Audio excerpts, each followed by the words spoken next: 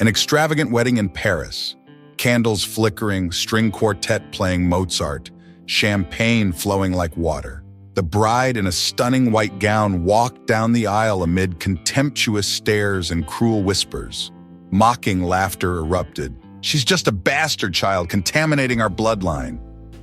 I, Gabriel, 39, single dad, sat as a distant guest, holding my young daughter's hand, silently witnessing the cruelty.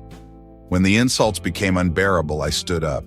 "Anyone who dares insult the bride on her wedding day will have to go through me first." The crowd fell silent, no one knowing the bride had just terminated a $500 million arranged marriage deal. My name is Gabriel Laurent. At 39, I have learned that the most expensive venues often house the cheapest behavior. 3 things define me: salt and pepper hair that aged me prematurely, round glasses that made me look more intellectual than I felt, and hands roughened by years of holding cameras in war zones instead of champagne flutes at parties like this. My 8-year-old daughter Amélie is my entire world. After her mother died in a car accident 5 years ago, I left war journalism to give Amélie stability, even if that stability meant struggling financially. We rent a small apartment near Gare Montparnasse, peeling walls, creaking floors, but windows that flood with morning sunlight. Every dawn, I wake early to brew cheap black coffee and read Amélie passages from second-hand books, maintaining rituals that cost nothing but mean everything. An old friend had invited me to this wedding to write a piece for a lifestyle magazine. "The merger marriages of Paris's financial elite," he'd suggested. The pay was modest but necessary. I hadn't expected the wedding to be Elena Moreau's. 27 years old, daughter of banking CEO Louis Moreau, she was marrying into another financial dynasty, a strategic alliance worth $500 million, according to the whispers. But Elena wasn't walking down the aisle toward her groom. She was walking through a gauntlet of judgment. "The illegitimate daughter," someone murmured behind me. "Louis's affair made flesh," another voice added with cruel satisfaction. "Marrying her off to cover the scandal, smart business, poor optics." I'd covered wars, seen humanity at its worst, but something about watching a bride be degraded on what should be her happiest day triggered something primal in me. When a woman in expensive jewelry loudly said, "She's polluting our family's legacy," I'd had enough. I stood up, Amélie looking at me with confusion as I stepped into the aisle. "Excuse me," I said, my voice carrying across the chapel with the authority I'd learned projecting over gunfire. "But anyone who dares insult the bride on her wedding day will have to answer to me first." The chapel went silent. A photographer, probably press, turned their camera toward me instead of the altar. Elena stopped walking. Her eyes met mine across the crowd, surprised, grateful, and profoundly sad. The ceremony continued in uncomfortable silence, but the cruelty had been interrupted, at least temporarily. Later, I'd learned what no one else knew yet. Elena had called off the wedding during the processional. The groom was still at the altar, but Elena had already decided she wouldn't reach it. After the ceremony collapsed, Elena refusing to say her vows, chaos erupting, families shouting, I found myself in the venue's garden with Amélie, trying to explain what had happened in terms an 8-year-old could understand. "Papa, why were those people so mean to the bride?" she asked. "Because some people measure worth by money and bloodlines instead of character," I said, adjusting my old Leica camera, a gift from my father, now worth more as memory than as equipment. From my jacket pocket, a receipt fluttered to the ground. Carrefour, 210 euros for milk. Amélie picked it up, studied it seriously, then tucked it into her dress pocket. "We're not rich like them," she observed. "No, we're not." "Good," she declared with 8-year-old certainty. "They're not very nice." Through the garden windows, I could see Elena standing alone in her wedding dress, bouquet abandoned, family arguing around her while she stood perfectly still, a statue of composure hiding what I recognized as absolute devastation. I defended her on impulse. I had no idea that impulse would change all our lives. An hour after the wedding's collapse, Elena found me in a corridor, still in her wedding dress, but with her veil discarded. "You're the journalist," she said. Not a question. The one who stood up. Gabrielle Laurent. And I'm more photographer than journalist these days. Why did you defend me? You don't even know me. I looked at her. This woman in a wedding dress worth more than my annual income, makeup perfect despite tears, posture impeccable despite humiliation. Because no one deserves to be humiliated on what should be the most important day of their life, regardless of circumstances. Elena's composure cracked. Would you still say that if you knew I just destroyed a $500 million bank merger by refusing to marry the man my father chose? I blinked. The wedding hadn't just failed, it had been sabotaged by the bride herself. Why? I asked simply. Because I finally realized that being loved conditionally by people who see me as a transaction is worse than being alone. We found ourselves in an abandoned reception room, champagne still chilling in buckets, elegant chairs arranged for a celebration that would never happen. Elena sank onto a velvet sofa, her dress pooling around her like a cloud. My father gave me a choice, she said quietly. Marry Alexandra, secure the merger, prove my worth to the family, or refuse and be disowned. And you chose? Myself. For the first time in 27 years, I chose myself. I sat across from her, maintaining respectful distance. That's incredibly brave. Or incredibly stupid. I have no money of my own, no real job skills, no support system beyond a family that now hates me. She laughed bitterly. But at least I won't spend my life as a bargaining chip. I thought about my own choices, leaving war photography because I couldn't risk making Emily an orphan, accepting poverty over adrenaline, choosing presence over prestige. I understand more than you might think, I said. After my wife died, I had offers to return to conflict zones. Dangerous work, but lucrative. I chose differently because Amelie needed a father more than I needed validation or money. Elena studied me with new interest. Do you regret it? Every month when bills are due, I admitted, but never when I'm reading to Amelie before bed, or when she shows me something she's learned, or when she says she feels safe. I've never felt safe, Elena whispered. The next morning, Elena appeared at my apartment. I opened the door to find her in jeans and a simple sweater, the first time I'd seen her in ordinary clothes. Amelie's eyes went wide. Papa, it's the bride. Elena, I corrected. Her name is Elena. Within minutes, Amelie had pulled Elena into an intense chess match, a game my daughter took far too seriously for an 8-year-old. Do you know how to play? Amelie asked. I'm not sure. No one ever taught me games. No one? Amelie looked genuinely shocked. Not even your papa? Elena's expression closed off. My father believed in preparing me for business, not play. That's sad, Amelie declared with brutal honesty. Chess is business. You have to think ahead and protect your important pieces. I'll teach you. I made coffee. Terrible coffee, as Elena's expression confirmed when she tried it. It's very strong, she said diplomatically. Emily giggled. Papa's coffee tastes like burned dirt, but we're used to it. I can learn to make better coffee, Elena said suddenly, as if this were an important mission. My Leica sat on the counter and I instinctively picked it up when Elena laughed at something Amelie said, genuinely laughed, her guard completely down. The shutter clicked, capturing something real. What was that? Elena asked. Your first real smile, I said. At least the first one I've seen. She looked at the camera with longing. I've never taken a photograph, never created anything actually, just approved things other people created. Would you like to learn? Over the next hour, I taught Elena the basics of the Leica: aperture, shutter speed, composition. She was tentative at first, afraid of breaking the vintage camera, but gradually relaxed into it. Amelie posed dramatically, making Elena laugh and snap photos with increasing confidence. This is wonderful, Elena breathed. Capturing moments, preserving beauty. I never knew it could feel like this. Later, as Elena prepared to leave, Amelie asked, Can you come back tomorrow? We're going to the market, and Papa says the light is really pretty in the morning. Elena looked at me, uncertain. Would I be intruding? You're welcome here, I said simply. After she left, I found a metro ticket stuck to Amelie's study desk, Zone 12, €190, a reminder of our modest reality compared to Elena's former world. Papa, Amelie said thoughtfully, Elena doesn't know how to do normal things, but she's learning. Yes, she is. Is she going to be our friend now?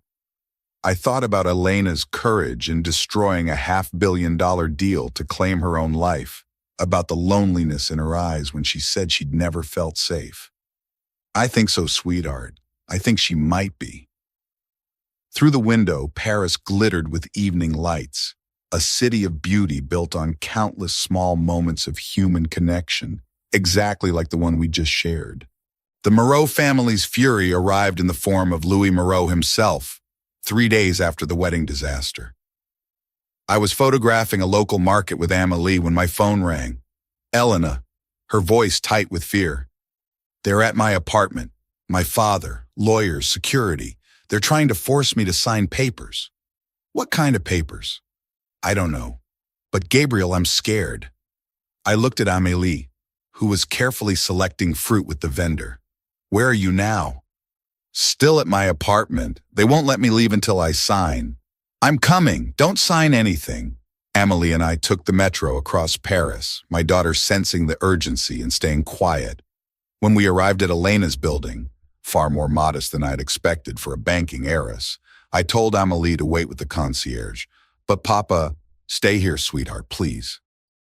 In Elena's apartment, I found a scene from a corporate thriller. Louis Moreau, silver-haired, imposing, radiating the kind of power that came from moving billions, stood with 2 lawyers and a security guard.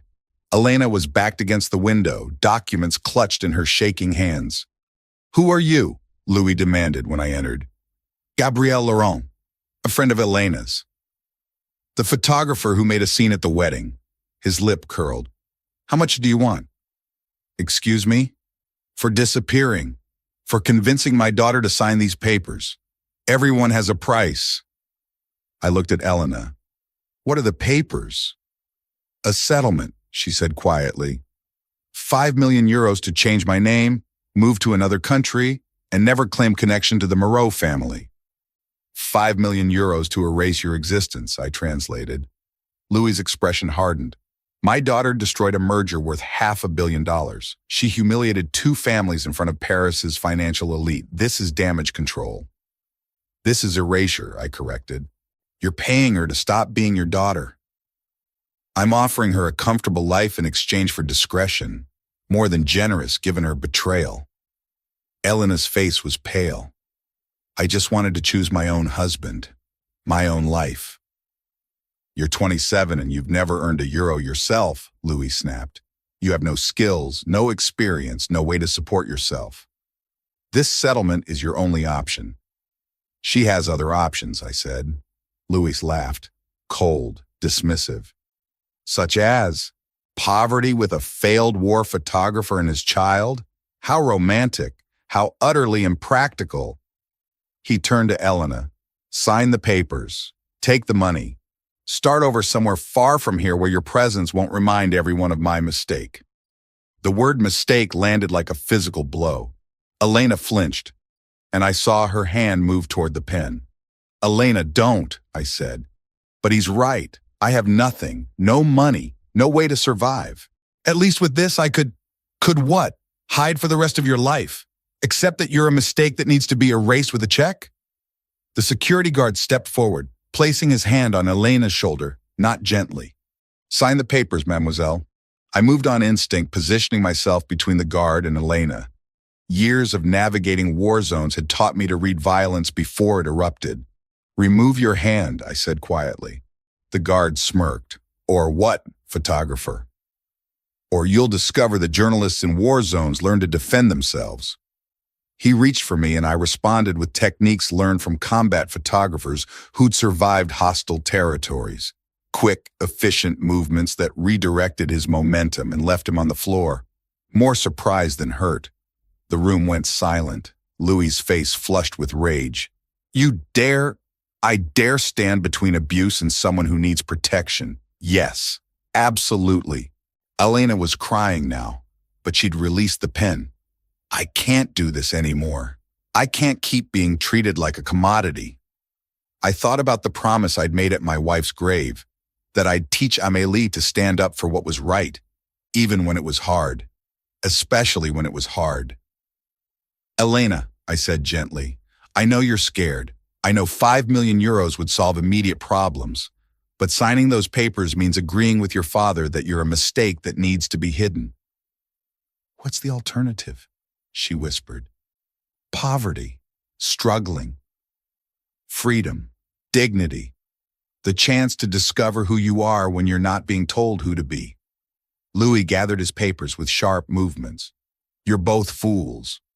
Elena, when you're homeless and desperate, don't come crawling back. I won't offer twice.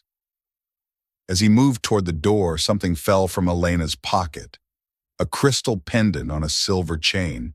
Her mother's, I'd learned later. The only thing she had left of the woman who died giving birth to her.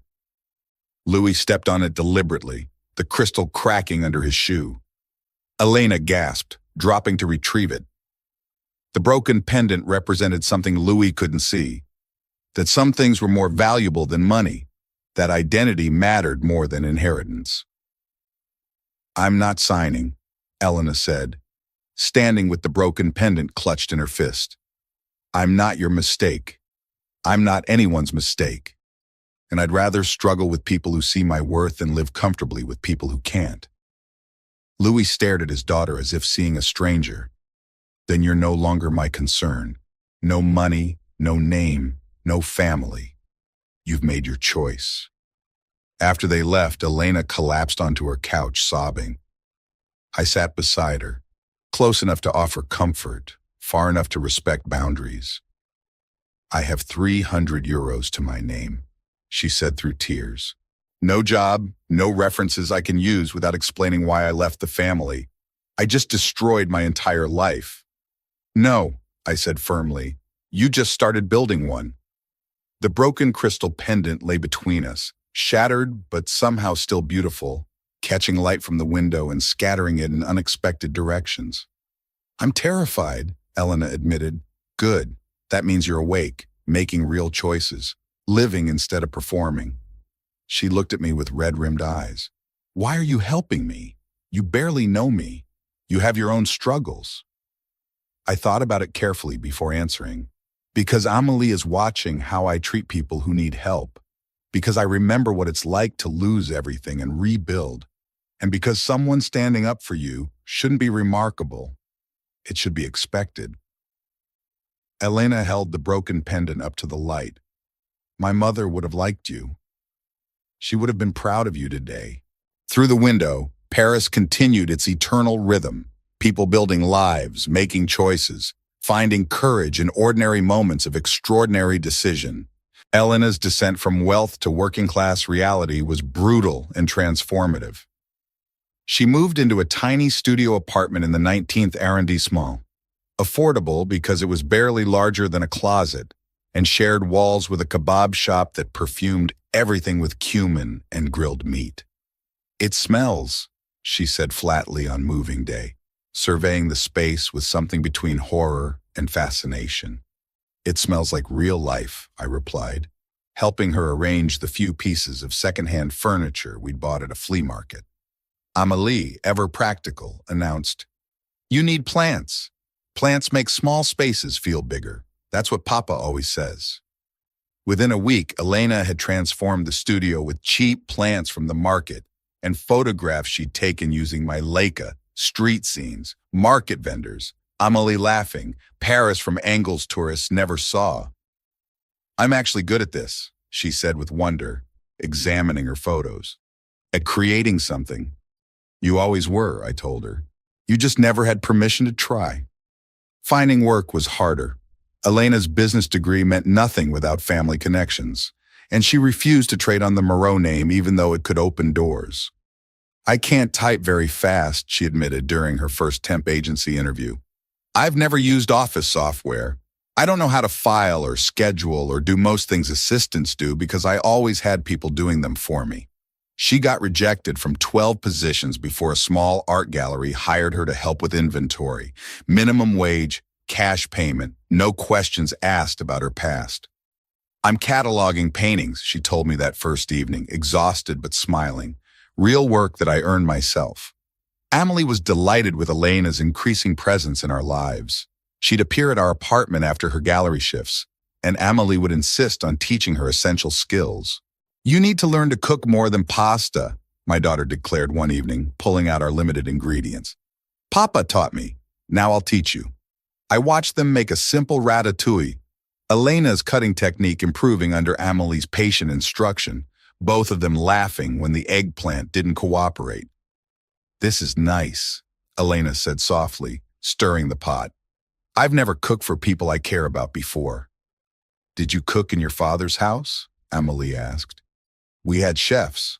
I was never allowed in the kitchen." "That's so weird. The kitchen is the best room." Elena's eyes met mine over Amelie's head, and I saw tears she was fighting. Not sad tears, grateful ones. Weekends, the three of us explored Paris together. Not the tourist Paris of Elena's former life, but the Paris I'd learned as a struggling photographer. Street markets, hidden gardens, neighborhoods where real people live real lives. I taught Elena how to use the Leica properly, and she developed an eye for beauty in overlooked places. Laundry hanging between buildings, old men playing chess in parks, morning light on cobblestones. "I see the world differently through a lens," she told me one morning as we photographed the market at dawn. "Everything becomes significant. Every moment matters."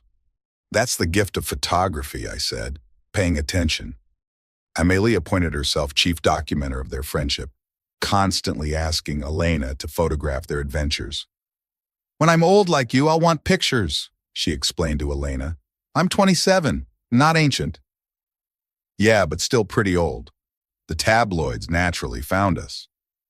"Disgraced heiress slums with failed journalist," read one headline, accompanied by a photo of the three of us laughing at a market stall.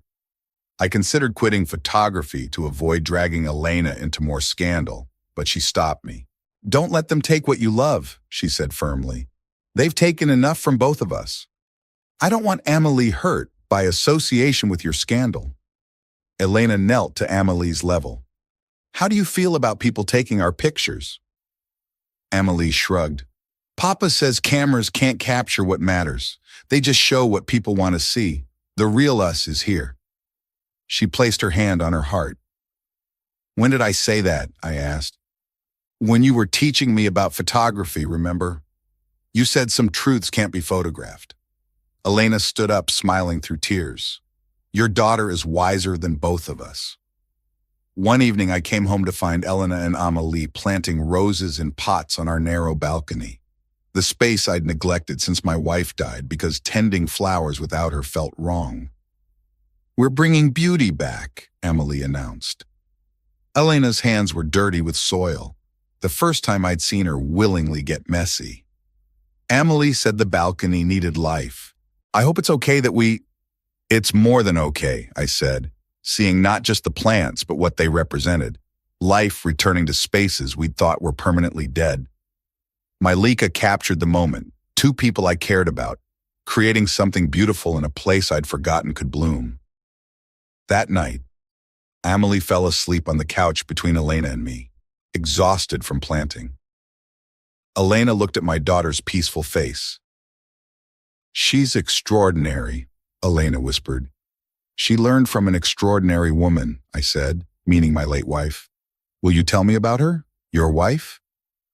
And so I did, about Anna's fierce intelligence, her courage, the way she'd taught me that love was action, not just feeling. "She would have liked you," I said finally. "How can you be sure?" Because she always said the measure of a person was what they chose when choosing cost them everything. 4 months after the wedding that never was, Amélie created a drawing during breakfast in our small kitchen. 3 figures holding hands in front of a modest building with roses blooming on a balcony. Above them in her careful handwriting, "Notre famille," our family. Elena stared at the drawing, her coffee forgotten, tears streaming down her face. "Amélie, are you sure?" she whispered. "Including me?" Amélie looked confused. "You come here almost every day. You help with my homework. You laugh at Papa's terrible jokes. That's what families do. But I'm not related to you. I don't have anything to offer except yourself, I interrupted gently, which is exactly what family should be. People who choose to show up for each other. Elena set down the drawing with trembling hands. Gabriel, I need to be honest with you both. My father called yesterday. He's made a new offer, 10 million euros if I sign the papers, leave Paris, pretend this life never happened. Amélie went very still. Are you going to take the money? That's enough money to solve every problem I've caused you, Elena continued, her voice breaking. Better schools for Amélie, a proper apartment, security, everything I've taken from you by being here. I reached across our battered kitchen table and took her hand, the first deliberately intimate gesture I'd made in our months of careful friendship. Elena, look around this kitchen, these chipped plates, this terrible coffee, this apartment that's too small and too loud. Look at Amélie's drawing. Which life do you choose? She looked at our modest kitchen, at Amélie watching her with total trust, at the drawing declaring her part of our family. If you'll have me, Elena whispered, I choose this. I choose you. Both of you. I choose the life where I'm valued for who I am, not what I'm worth. I pulled her into an embrace while Amélie threw her arms around both of us. Welcome home, I said against her hair. Home, Elena repeated like she was testing a foreign word. I've never had one of those. You do now, Amélie declared. And you have to stay forever because I already told my teacher about my two parents, and it would be really embarrassing if you left. That evening, we stood on our small balcony watching sunset paint Paris in gold and rose. The roses Elena and Amélie had planted were blooming, red petals vivid against gray concrete. Malika sat on the windowsill behind us, ready to capture moments but unnecessary. Some scenes didn't need photography. They needed presence, memory, the simple act of being fully alive in a moment of grace. I walked away from $500 million, Elena said softly, and walked toward something priceless, I replied. Amélie squeezed between us, practical as always. Can we eat now? All this family stuff made me hungry. We laughed, the three of us, as Paris settled into evening, and our modest kitchen filled with the smell of simple food cooked with care. Some families are born, others are chosen. The best ones, like ours, are built one brave decision at a time, choosing truth over comfort, choosing love over security, choosing each other again and again until the choice becomes as natural as breathing. If you see yourself somewhere in this story, subscribe to HA Stories and leave a question you'd like to be healed. If you found yourself in this story, subscribe Single Dad Stories.